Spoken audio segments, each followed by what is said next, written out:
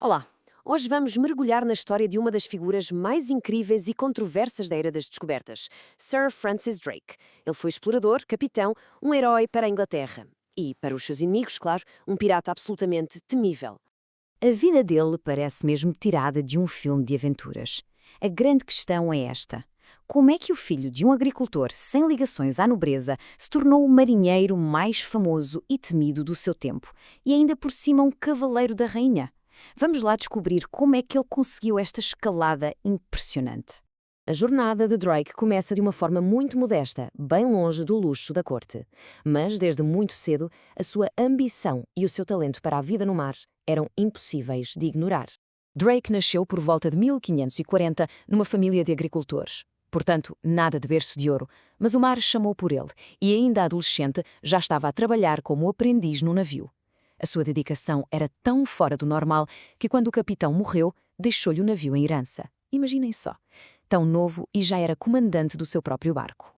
Mas atenção, o Drake não era um marinheiro qualquer. Ele era um verdadeiro gênio dos mares. Como podemos ver aqui, ele dominava a navegação pelas estrelas, uma coisa super complexa na altura. Lia as correntes marítimas como se fosse um livro aberto e, muito importante, era um mestre a criar e a interpretar mapas. Para ele, o oceano era como um tabuleiro de xadrez e ele estava sempre a pensar várias jogadas à frente dos outros. E é aqui que a história fica ainda mais interessante. Drake não era um pirata comum que agia por conta própria.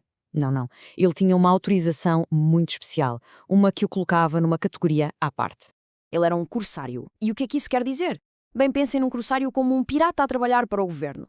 A rainha de Inglaterra dava-lhe um documento oficial, a chamada Carta de Marca, que basicamente dizia: Francis, tens a minha permissão para atacar e roubar navios de Espanha. É tudo legal.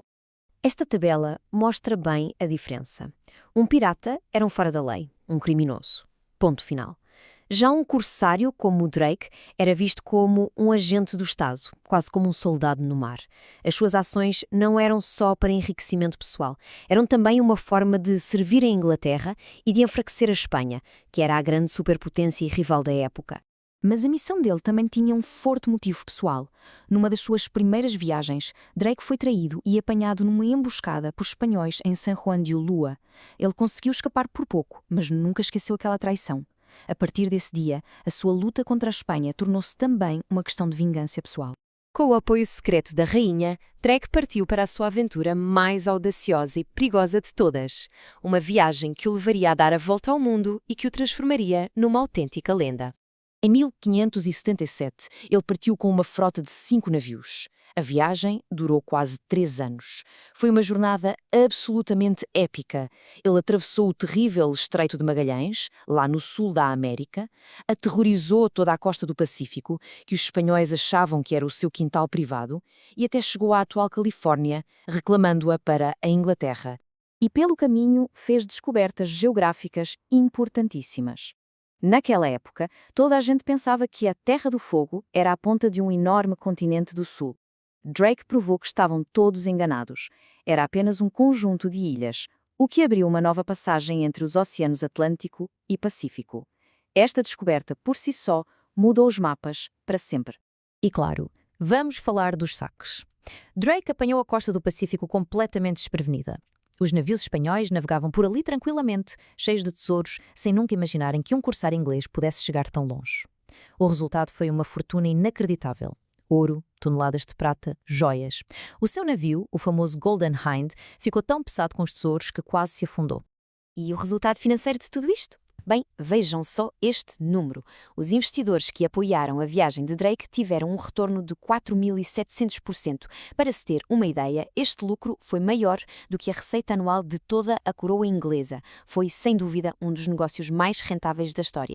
Quando ele regressou à Inglaterra em 1580, foi recebido como um herói nacional.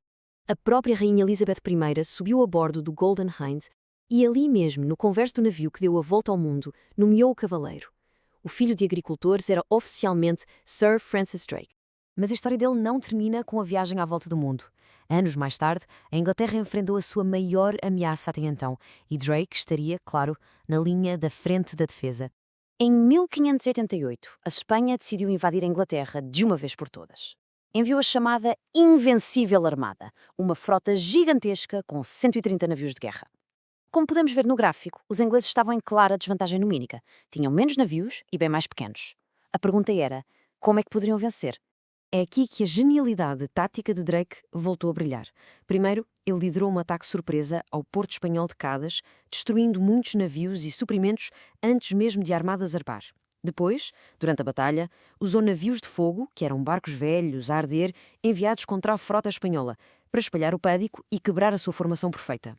E, por fim, aproveitou a agilidade dos navios ingleses para fazer ataques rápidos, desgastando os pesados e lentos galeões espanhóis. A vitória sobre a Armada transformou Drake num herói imortal para a Inglaterra, mas o seu legado vai muito além das batalhas no mar. Surpreendentemente, Drake também teve uma carreira em terra. Ele foi membro do Parlamento e até presidente da Câmara de Plymouth. E usou a sua enorme fortuna para financiar obras públicas, como um canal com mais de 20 quilómetros para levar água potável à cidade, um feito de engenharia incrível para a época. Drake morreu como viveu, no mar. Durante uma última expedição perto do Panamá, em 1596, ele adoeceu com disenteria. O seu funeral foi digno da sua lenda. O corpo, vestido com uma armadura completa, foi selado num caixão de chumbo e sepultado nas águas do Caribe. Um final poético para o maior marinheiro da sua era. E tudo isto deixa-nos com uma pergunta final. Para os ingleses, Drake foi um herói. Para os espanhóis, ele era El Draque, o dragão, um pirata cruel. Então, quem é que estava certo? A verdade, talvez, é que a história depende sempre da perspectiva de quem a conta. Fica a reflexão.